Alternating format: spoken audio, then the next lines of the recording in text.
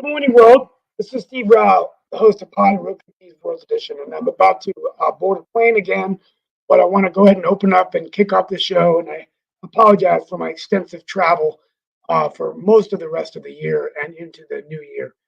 I wanted to first of all say that the Hamas truce has been extended, and as of now, there are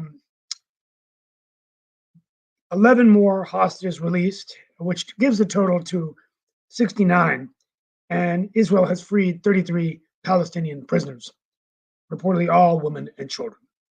There's a diplomatic spat between Greece and Rishi Sunak, the British Prime Minister, canceling a planned meeting with Kyrios Mitsotakis, his Greek counterpart. He told the BBC that the Parthenon sculpture should be returned to Greece from the British Museum.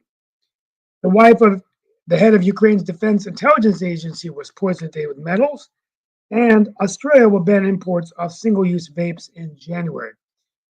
The news of the day, before I just go into a quick monologue, is the first transatlantic flight powered by sustainable fuels is set to take off today from London to New York. It's a Boeing 787, and it's derived from waste fats, most of the fuel. The rest is from the waste of American corn production. This will be the first flight that's using this kind of renewable fuel. And it's hard to decarbonize air travel, but it's quite interesting that they say that fuels can lower life cycle emissions by up to 70%. With that being said, I want to wish everyone a happy Giving Tuesday in the United States of America or around the world.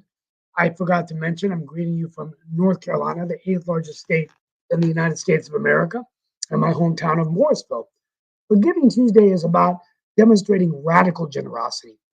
This idea that we can actually look at other people's suffering and treat it as our own suffering, whether it's helping a friend, supporting a cause that people are rallying behind, or simply just giving something you have to someone else that doesn't have it.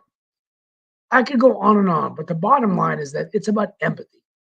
And it's about unleashing this power of love in our hearts to do something nice for someone else.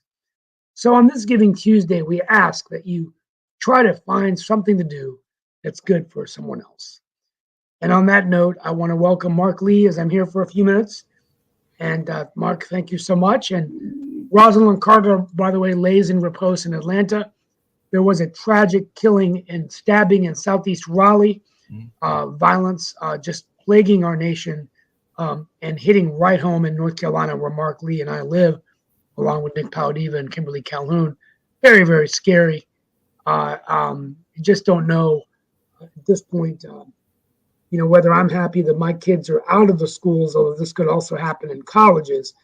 But almost every day you drop your child off to school, you're worried about whether there's going to be a shooting or stabbing. And so this is not only psychologically damaging for the children, but even the parents. I know they're kind of random cases, but how can you bring a knife into school? And, are we going to get to the point where we're going to have metal detectors in schools, or they're looking at clear casing, So anyway, those are some thoughts, Mark. I'm going to go ahead. I know it sounds like we have a guest. We do have some guests and everything. We've got two guests, but as you were saying that, a couple of things crossed my mind. One, on one of our other shows, they were actually talking about, I think it was at an EMT, it might have been in Kentucky or one of our other southeastern states and everything, where there was actually a axe wielding woman that was actually threatening those particular workers and all in that space. So, and I think that was like a day or two ago as well. So it is not just the gun violence, but like you said, it is the knife violence and everything else. And of course, the kids are living in some very interesting times and some very sensitive times. But I was actually having a conversation with a coworker yesterday and all in that space, and she was telling me how her son had gotten involved, and that's why they didn't have dance class last week because he was accused of um, like doing those kind of touches that are considered not fair and all in that space. And of course, he is saying that that was not the case. It was an accidental bumping and all in that kind of way. But, you know, we definitely want to protect people and we don't want them to be in those kind of situations where they are feeling in harm's way. But we do know that sometimes people will make false accusations. And that's kind of what the mother was feeling was going on in that particular situation because apparently there was a crush and a number of other things that were going on in that case. And we do know, as you know, that there have been political leaders that have been accused of being not in the best way in the ways that they were treating their women staffers and all in that space. And sometimes the accusations have been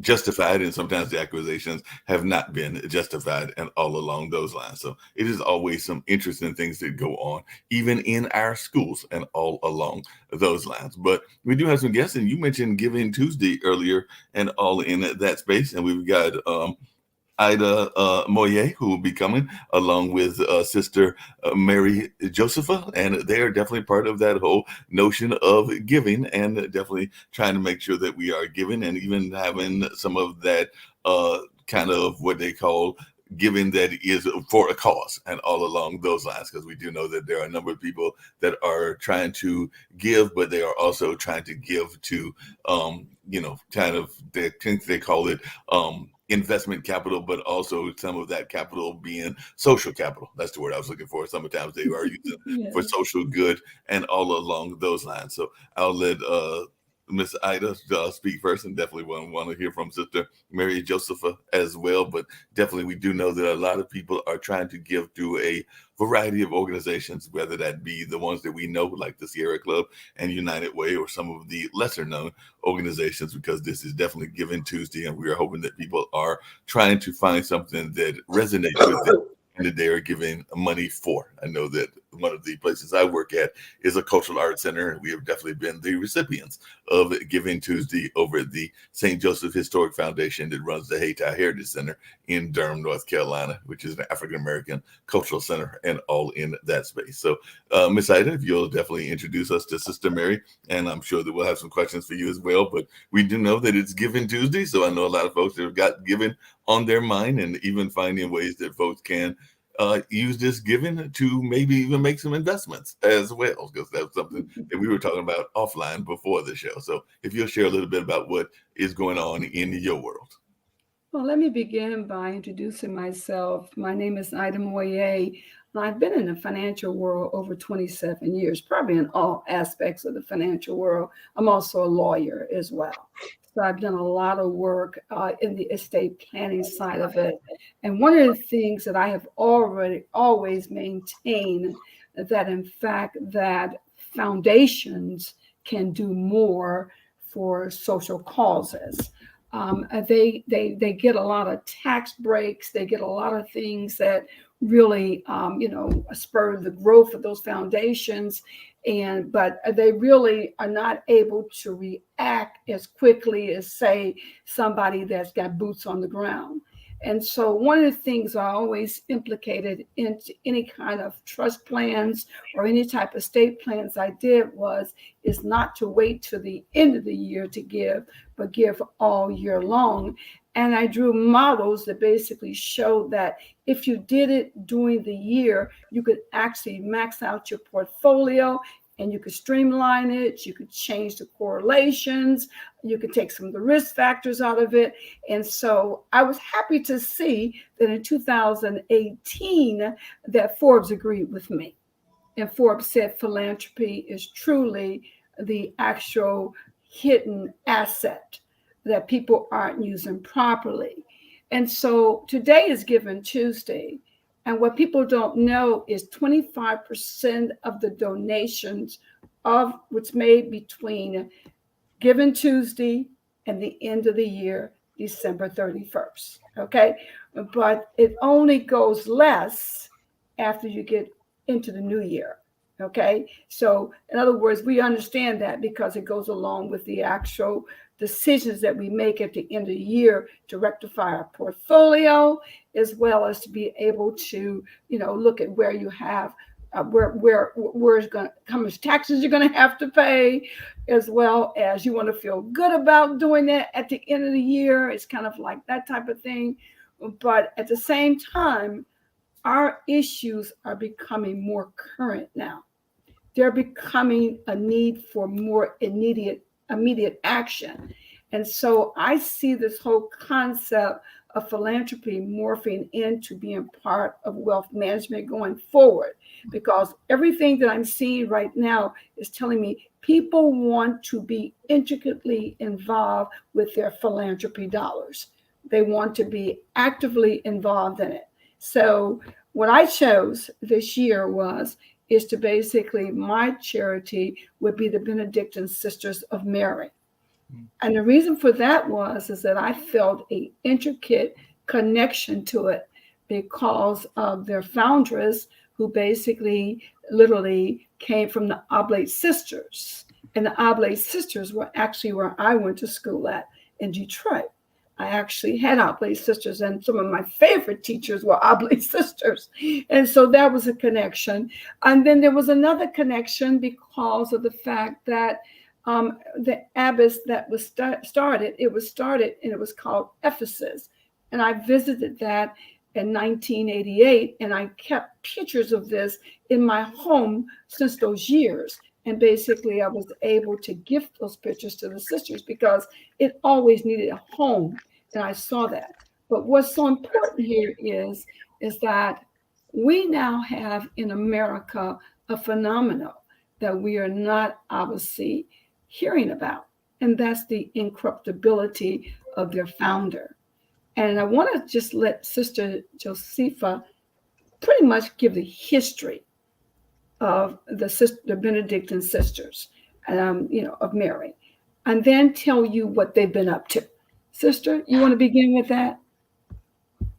Thank you, Ida. We're very grateful for your inviting us to participate in this panel and to speak about our order and Sister Wilhelmina. It might be important in giving a history of our order to start with a little bit of background on Sister Wilhelmina. She was born in a very poor, segregated neighborhood in St. Louis back in the 1920s. So there was a great deal of material hardship because of the poverty at that time, and then also the social strife, the racial tension back then, and that continues even to this day, but it was particularly difficult in St. Louis at that time. But Sister Wilhelmina's family was quite extraordinary in their very vibrant Catholic faith. And they recognized that regardless of the injustice that they suffered from their fellow men, their true dignity and their true worth was as children of God. And they realized that their identity as Catholics was the most important thing in their lives. So it was from this household of very vibrant faith that Sister Wilhelmina decided to give herself entirely to God. And as you said, she was an Oblate Sister of Providence for over 50 years, giving her life to the service of God's poor, teaching his impoverished children and children who suffered from disadvantaged backgrounds. And she was a very faithful member, very zealous for her religious family. In the 70s, 80s, 90s, however, some experimentation came into the social milieu. The upheaval that started in the 60s, it began to affect religious life in the 70s, 80s, and 90s, so that sisters discarded the habit. They began to abandon traditional practice like community prayer, silence in the cloister. And Sister Wilhelmina recognized how precious these were as safeguards to the religious life, to her identity as a bride of Christ. And so she thought, easier to if I found anew rather than try to reform. And so at the age of 70, over her original community, she began a very daring thing. She started a very small community of sisters who would be committed to preserving traditional religious observance and would put themselves at the service of the church through prayer and sacrifice, especially prayer and sacrifice for priests.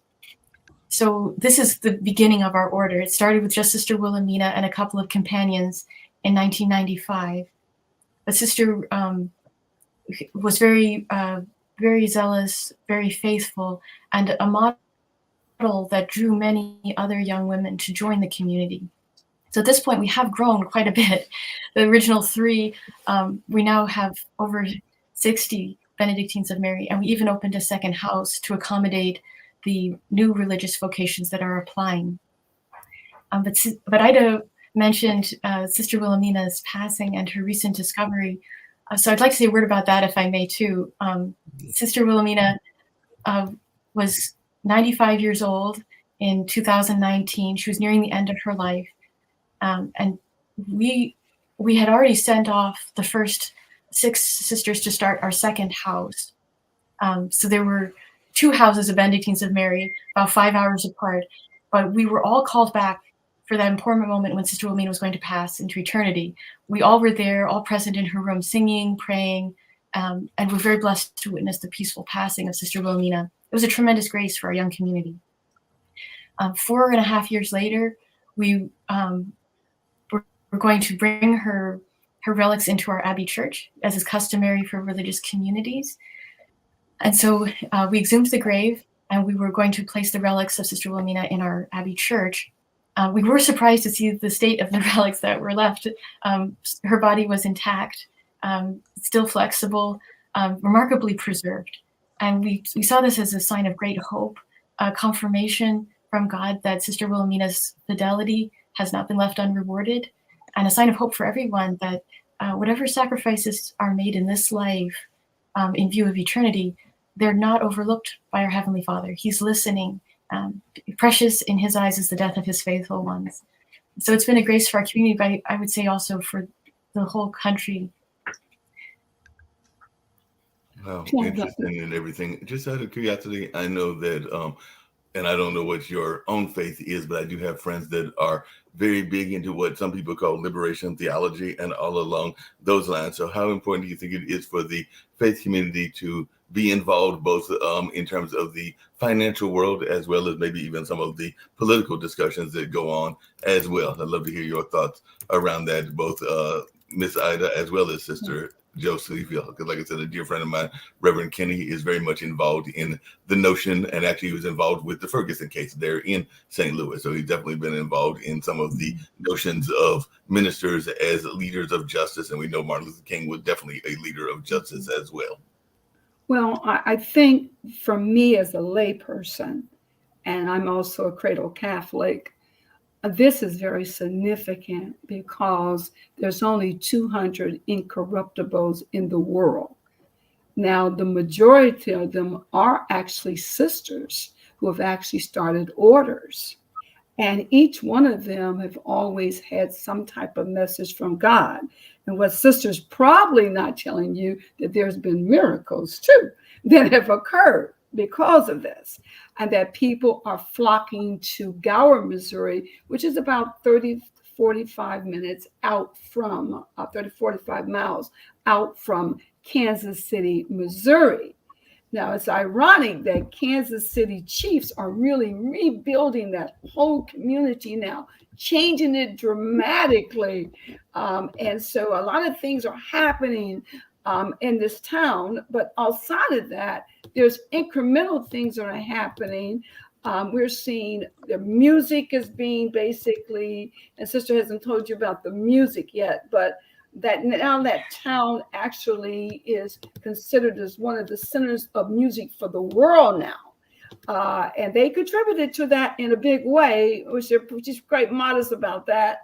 But a lot of things have just been happening behind the scenes, and they've been basically done by donors just simply finding a cause that they wanted to participate in and making this happen.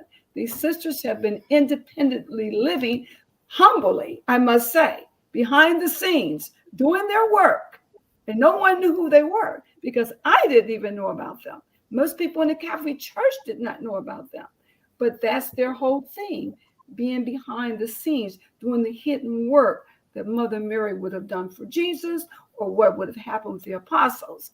So what I'm looking for here is sort of the bigger piece of this, how this is impacting people. I just took a pilgrimage there. We had busloads of people who came there, and they had the conversations on the bus going were like, everyday conversations. But when they left, there was a transformation. So I'm thinking from my point of view, from a lay point of view, that this thing is bigger than what we're looking at right now, because it's only been 200 of them. And I believe that she's been selected to bring a message to us. We're in a very cruel world right now. We've got all this violence. We talked about it at the first end. We've got a lot of different things. We've got moralistic issues. We've got this, we've got that. But what does this really mean? Now, I want to just back up a little bit. Sister, tell them a little bit about the evolution of the music. Yes. So the apostolate that the Benedictines of Mary have is a spiritual apostolate. We offer prayer and sacrifice for the needs of the world. We do want to share that, though, in a way that other people can experience it. So we welcome people from all over the country, especially priests, to visit, to make retreats, to make pilgrimages, as Ida brought so many pilgrims so recently. And that way people can see and experience the life of prayer that we share. But not all can make such a trip. And so another way that we've found to share the sung prayer that we engage in is through musical CDs. And over the years, we've been blessed to make about 11 recordings, I think at this point, 11 recordings, and they go through the liturgical year. So you can take one CD, it has all the chants from ancient times of the church for Advent, also more modern polyphony for Advent, and more modern hymns, and some original compositions too. And so with one CD for Advent, whoever listens to it can enter into the spirit of the church regarding that liturgical season, and hopefully share in the peace, the adoration that we strive to foster in our sung prayer. So we have these recordings for throughout the year. We're trying to engage people from all walks of life, all ages, to help them to grow in their personal relationship with our Lord through our sung prayer. Hey, Sister Josepha and everything. One thing I was curious about, I don't know how familiar you are with Azusa Street, which is one of the leading Pentecostal movements that took place there in California way back in, I believe, the late 1800s and all along those lines. And as Miss Ida just put it earlier, there is a lot of strife in the world and everything. So I was just wondering, from your standpoint, do you think that we are in the midst or about to have another movement? Because one of the things, if you study the plays and even some of the other things, and I think there have been books around Azusa Street as well, it's actually led by Reverend Seymour Johnson, who's actually started somewhat the Pentecostal movement and all in that space, and was an African-American gentleman that actually had a lot of people. If you know anything about California, it's a very diverse population. So there were a lot of folks that were there of different races, of different ages, and different ethnicities, and a number of other things. And I know a lot of folks are seeing a decline in the religious involvement of the world, but maybe there will be a push or some sort of revival similar to what took place on Azusa Street all in those many days ago, and all in that space. But I just wanted your take on where we are as a world in terms of morality and in terms of this maybe a need to go back down that path and have a moral revival. Yes, I'm not actually very familiar with that movement that you spoke about, but I do understand that at different points in history, music has had a power for the good or for the evil. And the more that good music is fostered and spread, the more that is influential in society for the good. The Greeks knew this back in ancient times. They would play different modes to counteract certain moods in each person. So if someone were depressed, they would play one mode of music. And if someone were over too angry, they would play another mode of music. So the Greeks were very insightful in recognizing the power that music has over the human person. Yeah. I understand at different points in I understand different points in history, music has had a crucial role in reforming society, reviving the spirit of adoration. I heard one story about a little town in Canada that had a very bad section. The police would go in there and try to clean it up, and nothing was being effective. So they brought in big loudspeakers and they pumped out classical music into this rough area of town. And the people perpetrating various crimes in that area couldn't do those same actions with beautiful music in the background. There's something incongruous. And so the beautiful surroundings, the music that was influencing them interiorly, ended up making that moral transformation that merely external corrections wasn't able to attain. So I'm hopeful that there will be a revival of morality through the revival of good music. And one of the things that our community strives for is to perpetuate the traditional chant of the church, which goes back to the Jews of the Old Testament. The chants that they would sing in the temple in Jerusalem are basically the same that our community continues to sing throughout the day in the presence of the Blessed Sacrament. And so some of these chants we've recorded in hopes to share them with other people. We've also, as I said, shared some more modern ones or classical polyphony, different high points in sacred music that we hope will resonate with other people. And we have been edified to hear from our listeners the sorts of effects that the music has had. Some families play it for their disabled children, say an autistic child. Listening to our music has been calmed and more attentive to his surroundings. Our music has helped at family deathbeds. The passing into eternity has been soothed by the sung prayer. And so I'm hopeful that in a small way, our music will introduce other people to the richness of sacred music throughout the centuries and will affect that moral revival that you were speaking of. Yeah. And Ms. Ida, and then I'll open it up to other people as well. You kind of alluded to it earlier and everything, but how important do you think it is in terms of Giving Tuesday for people to give to social causes? We've actually gotten, some people may be surprised at this, but he's announced it on other shows, but actually Shaquille has been involved in some organizations, even some in North Carolina, that are part of trying to talk about history and history even of the African American community and other communities. And I also know that he's been involved in other projects that are definitely around a various causes, as Jitovi, of different causes, even including working with the police and everything. But as we are thinking about Giving Tuesday, how important do you think it is to work with people that are going to give some sort of social capital? Because I do know that there was this whole notion of social investment where you aren't just investing in the company, but you're investing in the company, hoping that they will have a cause that you can agree with.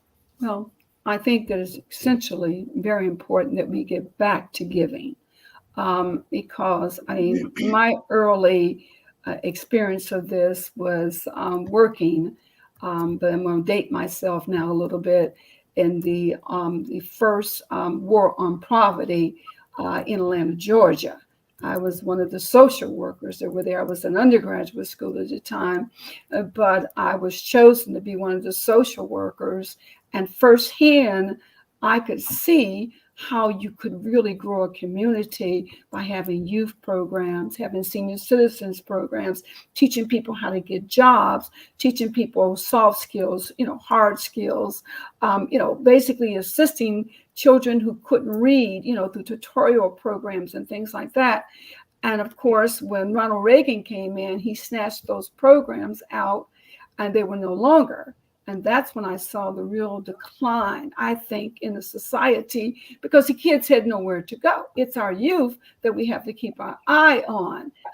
If you were to look at the people who are right now presently coming out of foster care, they're really matriculating out of foster care 2 years later into the prison system. They still have a thing that if a person in the third grade is not getting their lessons, they have potential to be in prison.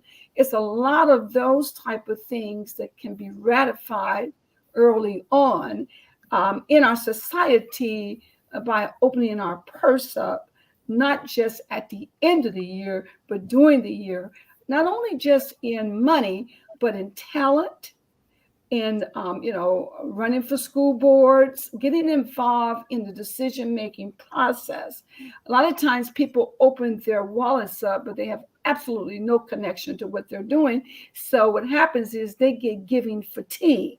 And so they just don't come back, and they go on to something else. But you have to be able to align things. I'm seeing the young people with the money are doing that now. You have to align things to causes you believe in and things you're willing to see through the end. And that is the shift I'm seeing in philanthropy, is that charity is basically kind of like an immediate need. Okay, it's like an immediate need.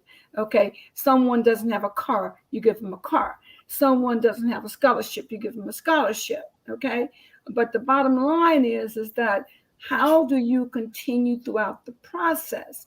Now that shifted a lot during the pandemic, because I worked in the pandemic on finding the first tester that could actually detect and identify COVID, where it was coming from. And I was an investment director for that, and I'm still working with them now, but that's what we did. So I saw where the government could not meet those needs. They could not meet those needs, and it had to be from the philanthropy side of it. People had to give with the intent to stay with the actual results. We had over, I think, $450 million that were given from the private sector during the pandemic. And so, unfortunately, people then dried back up and went back in, and they didn't do anything because now the pandemic is over. So I think that we have to begin to re-educate people on giving. And Giving Tuesday is a good example, because number one is you get excited because you're going to participate in something. But we know when December 31st comes, you're not thinking about that. You're thinking about your goals for next year. I'm saying, think about putting these type of things in your goals next year. Think about trying to look at this as part and parcel of your wealth management plans. Think about it not just as a tax break, but how you can improve the world. And that's why I'm very interested in what the sisters have done, because in 2012, their music became top on Billboard. 2013, 2015, and they're actually the singing nuns that everybody was writing about, but we never knew who they were. Now we know who they are. So behind the scenes, they sung themselves into grace for other people and brought joy to a lot of people. And I've actually, when I was there, I even see a movement where, in fact, people who are already nuns are starting to look at what they've done and starting to reconnect to their original vows. I'm also seeing priests, like I've been looking and going to masses and watching masses, that they're now moving back into this Gregorian chant, feeling that. Now, keep in mind, they say that Gregory the Great was sung Gregorian chant by the Holy Spirit. So it's supposed to be the most healing music. And it's the music that has basically transcended centuries, but there's been hidden. So all I'm saying is that in totality, we have to begin to look at things not as just a Band-Aid approach, but looking at something that's going to have a sustainable approach. And I think what the sisters are doing is sustainable. They're on their second monastery, and they're busting at the seams. So they're feeling the need that has not been traditionally, filled. I mean, we kind of forgot about nuns and said, okay, where are they? But they're actually quietly behind the scenes. And that's why I'm saying something like this caught my attention, because I know that I wouldn't be where I am right now, educational wise. It hadn't been from Sister Bertha, Sister Anastasia, and Sister Anita. So I remember that, and I know that there's people in our lives. So what I want people to take from this today is that, young people are not going to put their money into dark holes anymore. They want to be tied to the process. And so I have a nephew. He's an athlete. He just got noticed in Orlando for 17 years of running a football camp. That he's been doing that from his high school since his time being in the NFL. And he got noticed for that. He built literacy centers because he noticed the kids couldn't read. Okay. He built turkey drops and things when people didn't have food. That is really where philanthropy is going. So charity has kind of been basically sort of, put a hole in the dam, but that dam is bursting right now. And we've got to basically begin to put this part of the asset class, that it is something that has to come forth. Now, Warren Buffett made a very interesting article the other day. He said capitalism is not, those young people aren't feeling capitalism. They're not taking their money into capitalism. They want venture capital. They want to be truly, truly in charge. So therefore, the stock market has become so niche that it's just overwhelming to them, and they don't want to do that. And it's keeping a lot of people out of the marketplace. Okay. But the ones that really want to make changes, they're hands on right now. And that's really how we have to think about it. You think about Shaq. Shaq is hands on. You think about what Kobe Bryant did. He's hands on. Joe Montana is one of the biggest investors right now in impact investing. Okay. You've got Kushner, the guy who, made all these movies. You got Bieber, you got, Will Smith. You have a lot of these people. They have a lot of wealth, but they're not willing to put it into what they call a death trap, or for something just to dissolve itself and not have any immediate effect. And that's what they're saying. So Warren Buffett says, we've got to begin to look at the market. I mean, it's still the goose that lays the golden egg, and it still does that. But is it going to continue to do that as the wealth transfer continues? So it's about having a new way to look at philanthropy, part of the wealth management process, and see charity as what it really is, charity. I mean, you see a homeless man on the street, you give him some money. You see somebody doesn't have any clothes, those type of things. But if it's not a continuing process, it's not going to change the world. Okay, that's yeah, absolutely. I want to thank the guests for attending. I have to leave, but I wanted to just say that we'll get into world politics tonight for a few minutes before my city council meeting. And I just want to thank everybody. And I think it's something interesting in that I wish that we would just stop. We would do more than just one day to honor Giving Tuesday, because I just feel like there's so much diverse turbulence and division and animosity and hatred going on in the world, politically, economically, in the middle of two wars.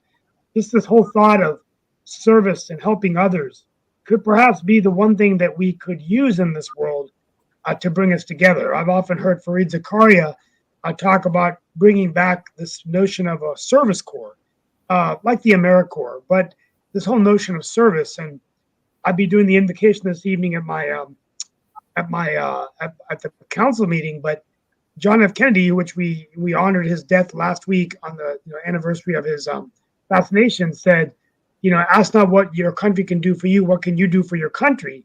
And kind of built on this notion of service, saying that also not only what America can do for you, but what together we can do for the freedom of man. And I find it ironic that 60 years later, we're so far away from the vision that Kennedy laid out for us. So anyway, I just wanted to share those final sentiments before I take off. But thank you so much for being with us. And I Mark, appreciate I'll that. carry on. Yeah, we'll definitely carry on. I'm sure other people have questions as well. Sister Josepha and everything. And actually, Steve kind of alluded to it. We definitely had a Catholic president that was about the service and all along those lines, that being JFK and all along those lines. And I actually had the pleasure of attending a Jesuit university. So I went to Marquette, and I think that one of the reasons that I am fairly good at critical thinking is because of some of the things that I learned while being at that university. Because as I have told Shaquille, and I've even told Jatovia and others here, I remember that if you go to certain Jesuit universities, you almost have to have theology and philosophy as your minor, because they required about 21 hours in those courses, even though that was not an official minor, because my minor was actually political science. But I definitely had people that were on opposite ends of the spectrum. I remember having a professor that was very much into liberation theology, and another one that was more on the conservative side and was a big fan of C.S. Lewis, who we have mentioned before as well, and everything. Yes, So yes. I was just wondering your thoughts around the importance of critical thinking, even in terms of investment and all along those lines. So I'll direct that to Sister Josepha and everything. So your thoughts around the importance of critical thinking and a education that might be more fair in some of the ways that some of our Catholic universities do, and all in that space. Yes, I appreciated what Ida said about the need for philanthropy to be sustainable and how we can address certain immediate needs, but it might not change society, because society won't be changed with just exterior adjustments. It has to be an interior change. And so I think that is fundamental that we do pursue a good education for our young people. They understand their dignity as human beings. They're called to be children of God. And this sort of interior formation will be the leaven that will transform society. So it's very important that we have good education. It's also important that individuals realize their personal relationship with God, and that interior response to His grace. It isn't enough that we receive material things that we need to sustain our bodily life, but we have to have an interior life that responds to God's grace, that brings us to our full potential as children of God.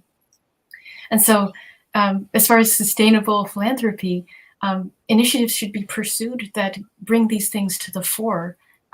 It isn't just about material helps, but what will renew the interior person? What will awaken his interior life? So I hope that our community is able to achieve something like that through our music. It's certainly the goal of our life of prayer. We spend our time in the cloister, much of it in silence and in prayer, to foster our own interior relationship with God. But it's also for the whole world too. You know, we bring the intentions of everyone to our divine prayers, and we try to lift up the whole world in prayer. So I hope that there are philanthropic initiatives that will support the interior formation of societies, the educational aspects for the youth, also spiritual growth at all ages, all levels of development. No, definitely. I'll turn it over to other folks, Kim or to Toby, or even Shaquille, if you have any questions for our guests. I see Kim's got her hand up, so Kim, go for it. I want to thank Sister for her sacrifice and services that she does for humanity. You know, it's not enough people who go out there and do the things that you do for us for nothing. I mean, you give everything from your heart, and I want to thank you for that.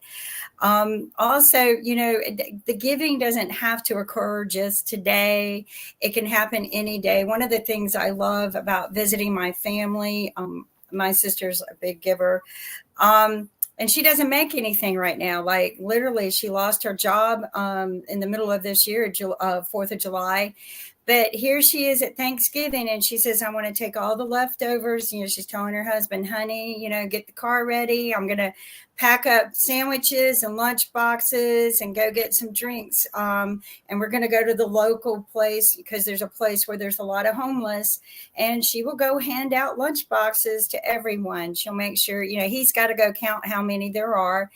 But it doesn't, the thing is, it's not, I'm not bragging about my sister just to be bragging about that. People do this every day and no one really sees it. But if we all did a little bit of something, it makes a big difference. It doesn't have to be as big as what Taylor Swift does or the big celebrities with big money. And our return on investment is seeing a smile or hearing a thank you or just hearing their story.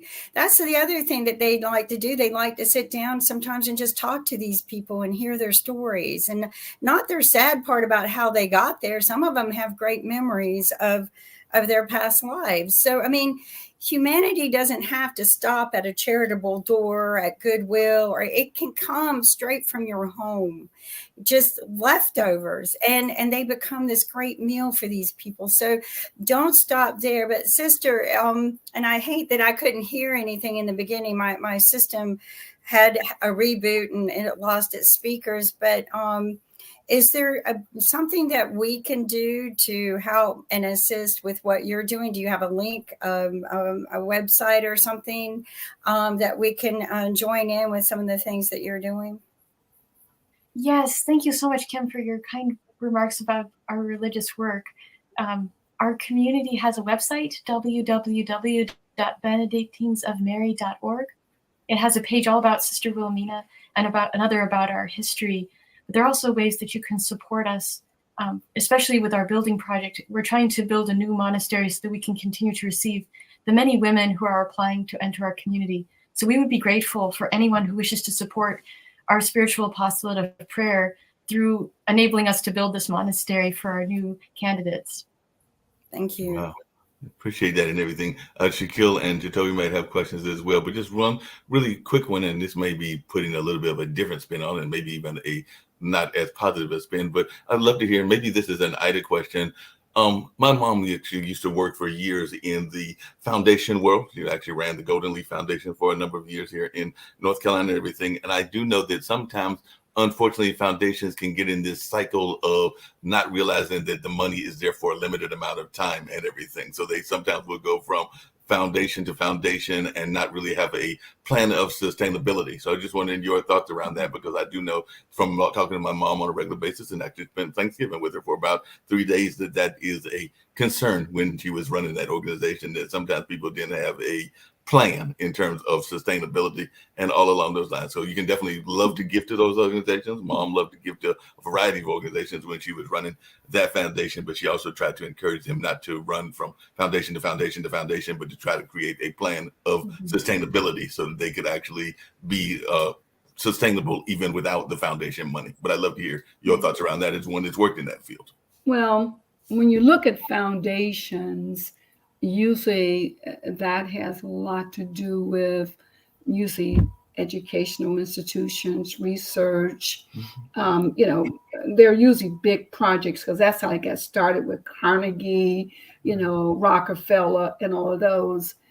But what's happened is I think with foundations is that they become monolithic in a lot of ways.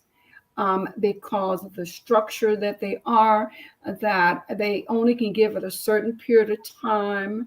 They have to, they have certain people that they have to, it's a regular, they give to, they have that list.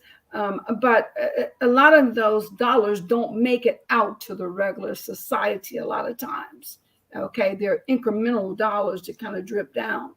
And I think what's happening with foundations right now is, and I see it with Rockefeller, because Rockefeller's already put together an impact investment panel, that they're actually looking at impact investments. And they're actually talking about trying to get this money down the channel a little bit quicker. Okay, because during the pandemic, they had to open it up. We saw that when they had to open it up, because there were no government money available. So it changed their whole parameters about how they're structured now. So a lot of them are going out of the blue proverbial box and saying, we're going to do some impacting over here, investing. We're going to tie it to ESGs, but we're going to also train our grantees to be better grantees, or we're going to select better grantees. You're starting to see the change now, because the money isn't really coming in like it used to be. I mean, if you go back to in 1980, you probably had 80% of the money was going to foundations from large donors. But now that's changed dramatically. Now you're now seeing it's a certain group of people who are contributing to foundation, but the general private public, like they used to, they're not doing that. And even corporations are getting away from that and making their own basically foundations, because They want to be able to direct that money to their causes, their incremental things. So I think that foundations, this is the way that the young people describe it, is as a dark hole. They don't want to put their money in that. That's what Bieber said. He said, I don't want to put my money in there. I want to know where my money is going. And so I think that foundations, really, because of the money they had, they could have made a lot of social changes. They really got the tax breaks. They could have made the social changes.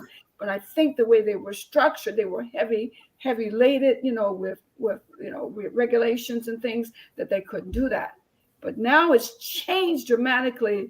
I think you're going to see foundations begin to shift a little bit, because if they're not part of the wealth management package, then they're going to be left out.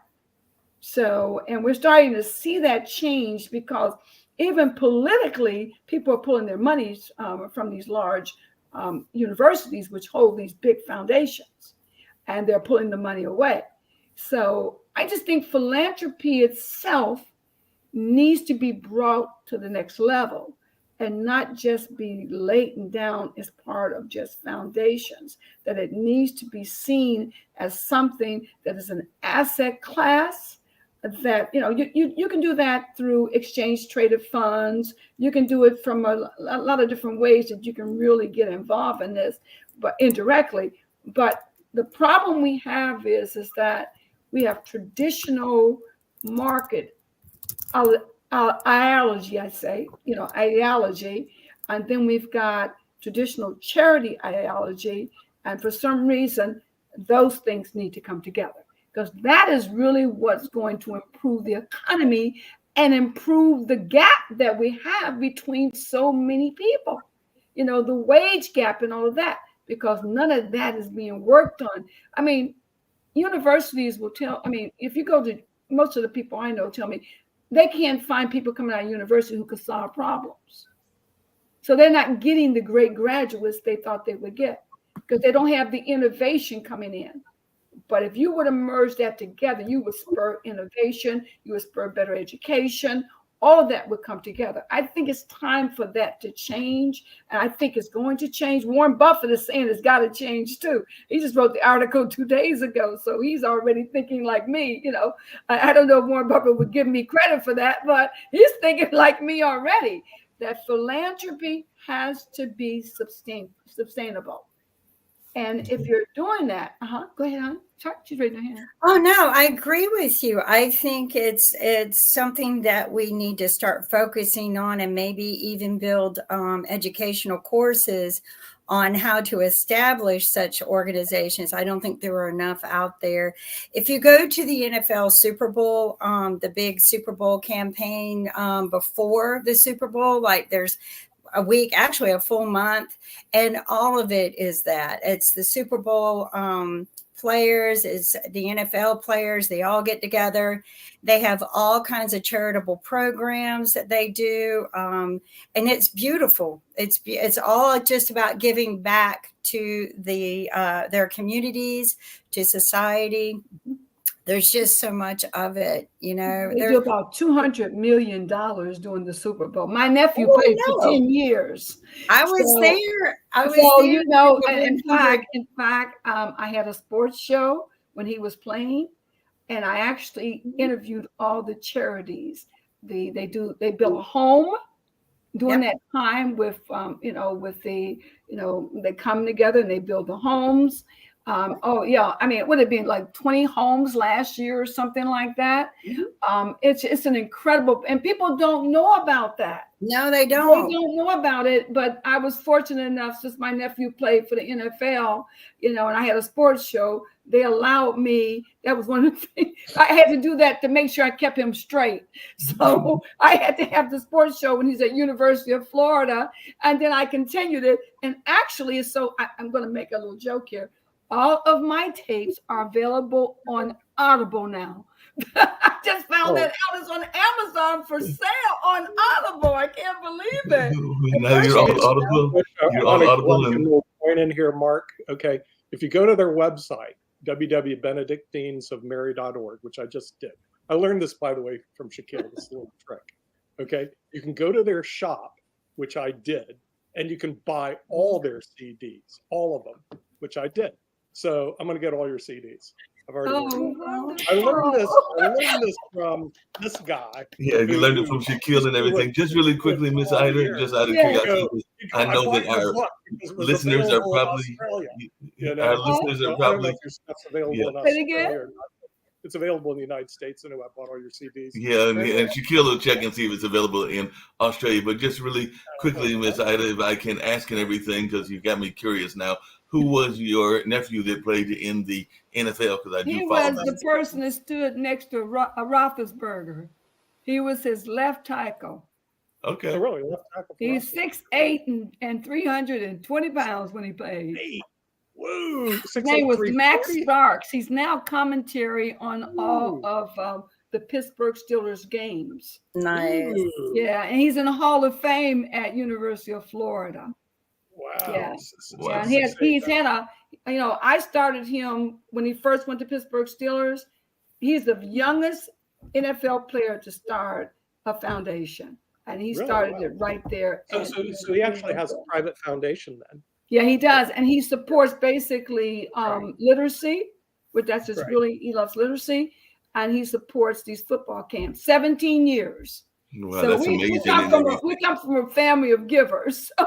That sounds Well, like a lot of the football players do. They start their own, a lot, not all of them, but a lot, because it's easier for them to manage their charitable investments. Just like you said, it's an investment. It's not really about what you're going to do at 21 with $1 million. Right. Exactly. Good At point. 21. I mean, Yeah, you got to learn those skill sets. It's it's a rainy day. Yeah, it's nothing. Yeah, that's awesome. Yeah. Ida and Sister Josepha. If you ever go to Barcelona, Spain, there's an interesting monastery called Montserrat, right outside of Barcelona, Spain, which they do Gregorian chants. It's quite mystical. It's almost like you never hear about Montserrat unless you go to Barcelona. Then an hour up in the mountains, in this really mystical place, is this Montserrat Abbey, which they actually named the island of Montserrat after in the Western Hemisphere, because they took one of the monks there and they just named it Montserrat for what it's worth.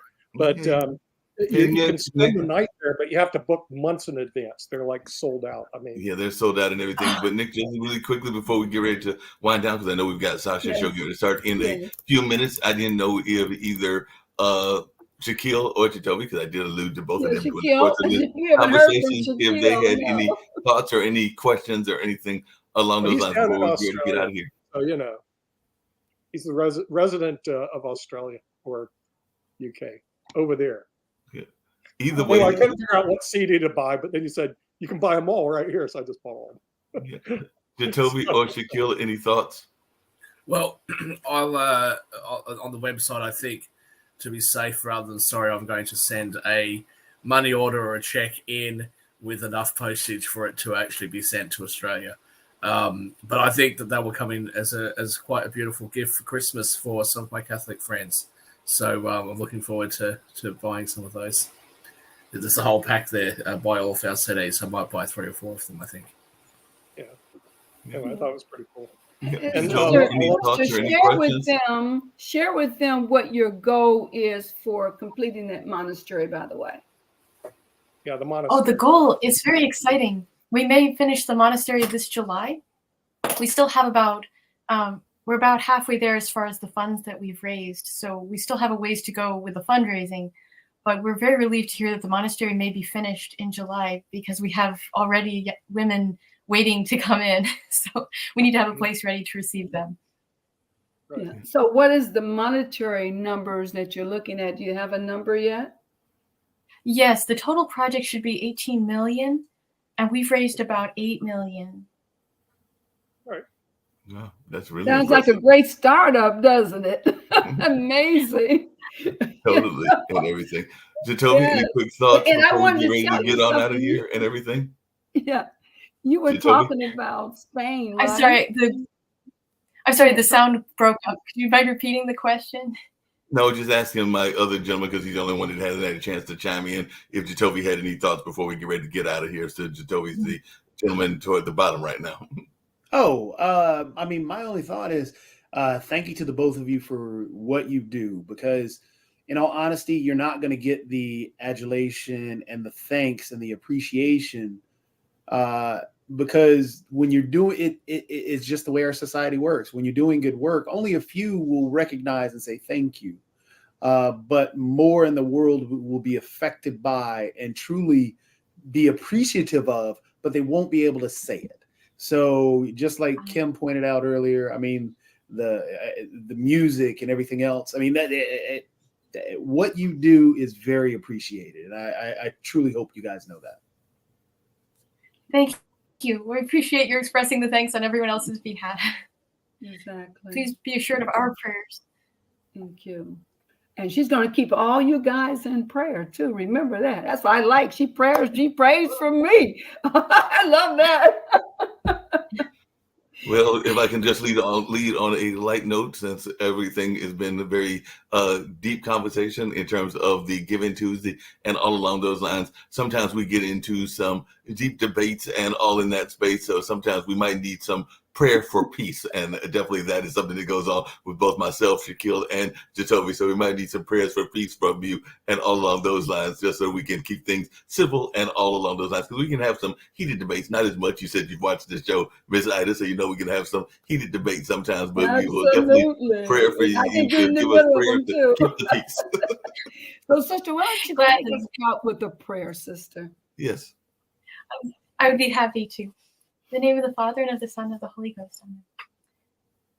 Hail Mary, full of grace, the Lord is with thee. Blessed art thou among women, and blessed is the fruit of thy womb, Jesus. Holy Mary, Mother of God, pray for us sinners now and at the hour of our death. Amen. Glory be to the Father, and to the Son, and to the Holy Ghost. Amen. In the name of the Father, and of the Son, and of the Holy Ghost. Amen. Please be assured of our prayers for you all. Pod TV Network, you're in prayer.